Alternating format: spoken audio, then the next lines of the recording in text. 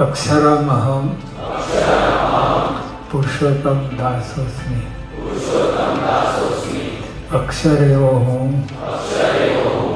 पुरुषोत्तमनो दास छूं। अक्षरमहं पुरुषोत्तम दासोस्मि।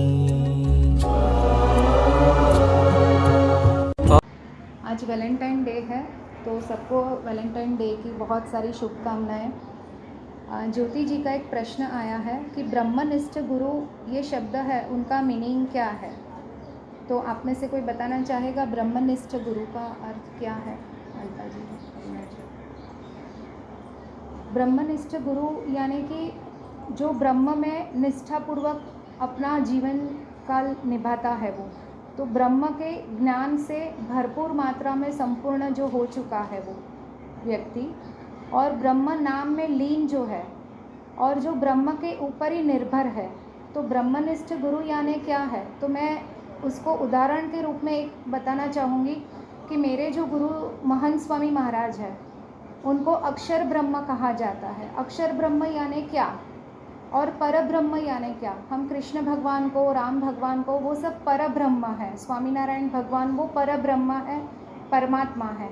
लेकिन एक ऐसे शरीर का जो गुरु का धारण कि जहाँ पर नारायण स्वयं आके विराजते हैं। हम हमेशा मेडिटेशन में करते हैं, मन में सोचते हैं कि हमारे आत्मा के भीतर परमात्मा बैठा है, लेकिन वो हम सोचते हैं। लेकिन अक्षर ब्रह्म गुरु किसको बोलते हैं? जहाँ पर नारायण स्वयं आके उनके साथ उनके शरीर में निवास करते हैं और उनके माध्यम से फिर समग्र सृष्टि पे हर एक व्यक्ति को, प्रकृति को हर प्रकार का जवाब देते हैं, रक्षा करते हैं और हमारी छत्र छाया बन के हमें संभाल लेते हैं, हमारे प्रश्नों का उत्तर देते हैं। तो हम क्या है इसमें? स्वामीनारायण भगवान जो है वो पर ब्रह्म है, महंत स्वामी महाराज जो मेरे गुरु है वो अक्षर ब्रह्म है, और जो हम हैं वो मुक्ता बोलते हैं। जैसे भक्त रहते हैं वैसे हम सब मुक्ता है कि हम भक्ति के माध्यम में सिर्फ गुरु की शरण में, नारायण की शरण में आगे रहते हैं। तो ब्रह्मनिष्ठ गुरु यानी कि जो ब्रह्म के हर एक कार्य में ज्ञान से परे होके वो ही सिर्फ कार्य उनका जीवन काल में वो करते रहते हैं, ज्ञान से भरपूर, ब्रह्म नाम में लीन और निर्भर जो है वो सिर्फ ब्रह्म के ऊपर ही रहते हैं। जबकि हम सब निर्भर कहाँ कहाँ पर रहते हैं? हमारे अपने जीवन में बहुत सारी जगह पर हम निर्भर रहते हैं। तो ब्रह्मनिष्ठ गुरु अपने जीवन में प्रकट स्वरूप में रहते हैं और वो रहना बहुत ज़रूरी है। अभी भी हमारे अगर कोई ब्रह्मनिष्ठ गुरु नहीं है तो उसे धारण करना अति आवश्यक है हमारे स्वयं के आत्मा के लिए। तो होप कि आप सबको ये क्लियर हुआ रहेगा कि ब्रह्मनिष्ठ गुरु का अर्थ क्या रहता है। अभी कल महाशिवरात्रि है, तो महाशिवरात्रि के दिन सब लोग शिव जी का जो शिवरात्रि का उपवास करते हैं, तो राधा कृष्ण बोलते हैं, राम सीता राम बोलते हैं, लेकिन शंकर भगवान का ही एक ऐसा नाम है कि वहाँ पर शिव पार्वती हम बोलते हैं। तो शिव पार्वती यानी क्या? शिव यानी अखंड शांति का स्वरूप और पार्वती यानी क्या? तो शक्ति स्वरूपा जो है, शक्ति और शांति का जो समग्र विश्व में, ब्रह्मांड में जो आधिपत्य है वो महादेव कहलाते हैं। सब देवों के देव महादेव कहलाते हैं। हम कोई भी संप्रदाय को मानते हैं, लेकिन जब हमारा अंतिम क्षण आता है और जब हमें स्मशान में लेके जाते हैं, तब वहाँ पर शिव जी के वहाँ पर दिया जलाते हैं, चाहे हम कोई भी धर्म फॉलो करते हैं। लेकिन अगर हम हिंदू हैं तो हमारे वहाँ पर वो उनको स्मशान में शंकर जी को दिया जलाते हैं।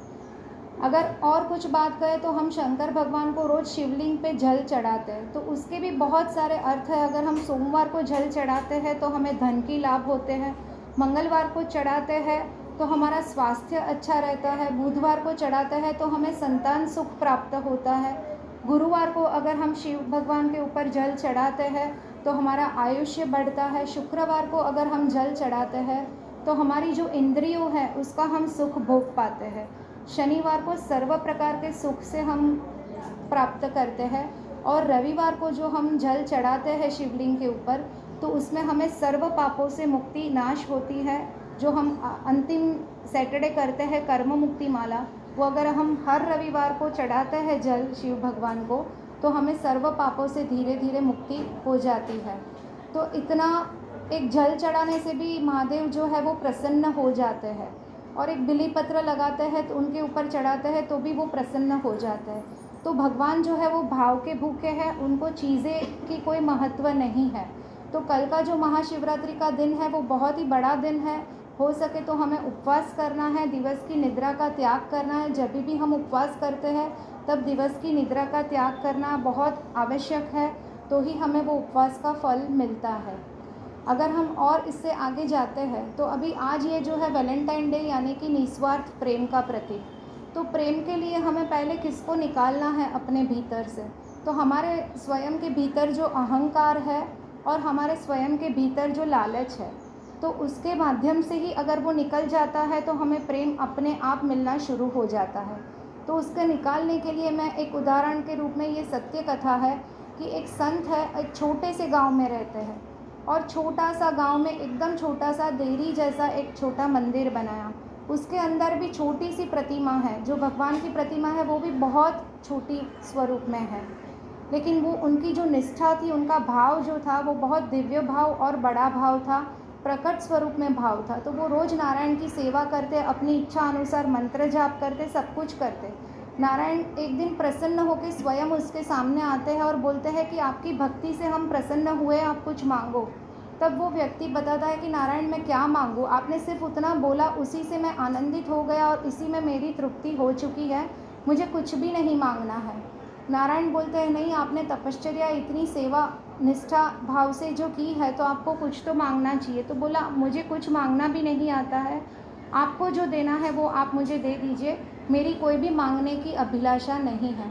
तब नारायण उनको बोलते हैं कि आप जिनको भी स्पर्श करोगे वो व्यक्ति स्वस्थ हो जाएगा। बीमार व्यक्ति को स्पर्श करोगे तो उनका जो बीमारी है वो चली जाएगी और स्वास्थ्य अच्छा हो जाएगा।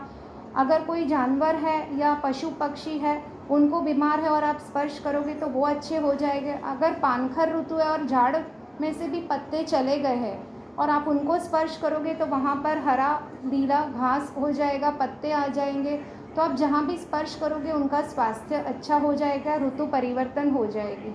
तो बोला कि आपने तो मुझे ये दे दिया नारायण, लेकिन अभी आपने दिया है तो मैं इसके लिए आपसे विनती करता हूँ कि मैं कुछ मांगना चाहता हूँ। तो बोलता है कि क्या मांगना है बताओ। तो बोला ये सबके लिए स्वास्थ्य अच्छा हो जाए, पेड़ के लिए पत्ते आ जाए, वो सभी बहुत ही अच्छा बताया, लेकिन उसमें मेरी एक शर्त है कि मेरी परछाई को जो छुएगा उसको ये प्राप्त हो। तो बोला क्यों ऐसे? तो बोला अगर मैं आगे से मैं दे रहा हूँ तो मेरी आंखें देखेगी और मुझे कहीं ना कहीं अभिमान एक क्षण के लिए भी आएगा, और जैसे ही मेरे भीतर अभिमान आया वैसे आप मेरे से दूर हो जाओगे, जो एक क्षण के लिए भी मुझे स्वीकार्य नहीं है। तो मेरी परछाई को जो छूता रहेगा मुझे पता भी नहीं चलेगा और लोगों का स्वास्थ्य अच्छा होता जाएगा, पेड़ पौधों का भी पत्ता आता रहेगा, जो पशु पक्षी जानवर है वो भी स्वस्थ अपना जीवन जीते रहेंगे। नारायण ने उसको वरदान दिया कि आपकी परछाई को जो भी स्पर्श करेगा, छुएगा, उनका स्वास्थ्य जो है वो सही हो जाएगा। अगर हम लालच की बात करें तो आज वैलेंटाइन डे है, तो वैलेंटाइन डे में हम क्या करना चाहते हैं कि आज जो यंगस्टर्स है, नवयुवान युवक जो युवतियां हैं, वो घूमने कहीं जाते हैं, एक दूसरे को प्रपोज करते हैं। तो आजकल शादी का एक ऐसा माहौल हो चुका है कि शादी करे तो भी कैसे करे और ना करे तो भी ना लड़का स्वीकार्य है ना लड़की स्वीकार्य है। ऐसे बहुत सारी परिस्थिति और दुविधाएं जीवन में आ रही है। तो एक व्यक्ति जा रहा है और वहाँ पर एक जो मैरिज ब्यूरो है, वैसे एक बिल्डिंग में बोर्ड लगा था कि यहाँ पर आपके मन चाहे पत्नी मिलेगी। तो एक व्यक्ति गांव में है, उसको पत्नी की तलाश थी, अभी तक शादी नहीं हुई थी, जैसे हमारे पोपटलाल की नहीं हुई थी वैसे वहाँ पर उनकी शादी नहीं हुई थी। तो वो वहाँ पर जाते हैं कि मुझे शादी करनी है। तो वहाँ पर एक नियम था कि आप जो फ्लोर पे, हर एक फ्लोर पे अलग अलग लड़कियाँ आपके पत्नी बनने के लिए रहेगी स्त्री, लेकिन आप जो फ्लोर पास करोगे वहाँ पर आपको वापस नहीं आना है, वहाँ से आपको वापस नहीं मिलेगी। तो फर्स्ट फ्लोर पे जाता है कि यहाँ पर बहुत ही सुंदर और सुशील आपको लड़की मिलेगी। तो बोलता है कि ठीक है वो तो मिलेगी, तो अभी मैं और एक फ्लोर ऊपर जाता हूँ, सेकंड फ्लोर पे दूसरे माले पे जाते हैं, वहाँ मुझे और कुछ अच्छा मिले। तो वहाँ पर वो जैसे ही जाता है तो वहाँ पर ऐसे आता है कि आपको युवान जो युवती है वो सुशील मिलेगी, रूपवान मिलेगी, लेकिन उसके साथ आपको धनवान भी मिलेगी। तो बोला कि इससे अच्छा क्या है कि उनका पिता भी पैसे वाला है, पैसे वाली लड़की है और रूपवान भी है, क्यों ना मैं थोड़ा सा और एक फ्लोर ऊपर जाऊँ तो और मुझे कुछ अच्छा प्राप्त हो। तो वो और ऊपर जाता है और फिर वहाँ पर ऐसे दिखता है कि आपको लड़की ऐसी यहाँ पर मिलेगी थर्ड फ्लोर पे कि पैसे वाली भी है, रूपवान भी है और घर में सर्व प्रकार के काम करके अपने आप काम करेगी, हमें बोलने की भी ज़रूरत नहीं है, ऐसी स्त्री आपकी पत्नी बनेगी। तो वो और खुश हो गया कि ये तो अच्छा हुआ कि मैं थर्ड फ्लोर तक आया, अगर मैं थर्ड फ्लोर तक नहीं आया होता तो मुझे ऐसी स्त्री मिलती ही नहीं।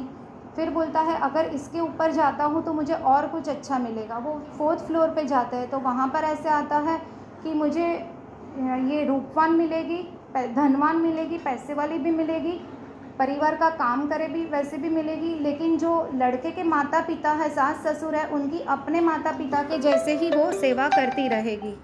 तो ऐसे वहाँ पर उनको आता है कि ये तो इतनी सारी अच्छी आदतों से गुण से भरी हुई स्त्री मुझे मिलेगी। तो बोला अभी और ऊपर जाता हूँ तो वहाँ पर मुझे और एक स्त्री अच्छे गुण वाली मिलेगी कि मेरे माता पिता का भी ख्याल कर रही है और मेरे धनवान भी है, रूपवान भी है, घर का भी काम कर रही है।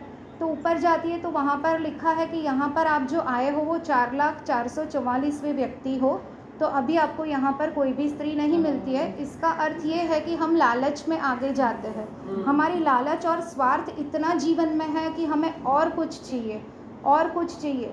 सर्वगुण संपन्न किसी भी व्यक्ति को अपना जीवन साथी नहीं मिला है या जीवन भी नहीं मिला है। जीवन सुख दुख का पहिया है, तो अगर हमें जीवन में सुख मिलता है तो भी उसे स्वीकार करना है, दुख मिलता है तो भी उसे स्वीकार करना है, लेकिन बहुत शांति से, सहज भाव से और निस्वार्थ प्रेम से। अगर हम ऐसी लालच अपने जीवन में आज त्याग करते हैं तो ही सही मायने में हम वैलेंटाइन डे का प्रेम जो है वो स्वीकार कर पाएंगे, उत्पन्न कर पाएंगे, और हम सही मायने में वैलेंटाइन डे को मना पाएंगे अपने स्वयं के साथ, अपने परिवार के साथ, और वही मायने से हम प्रेम को आगे निस्वार्थ भाव से समग्र सृष्टि में हम फैलाते जाएंगे। नारायण नारायण।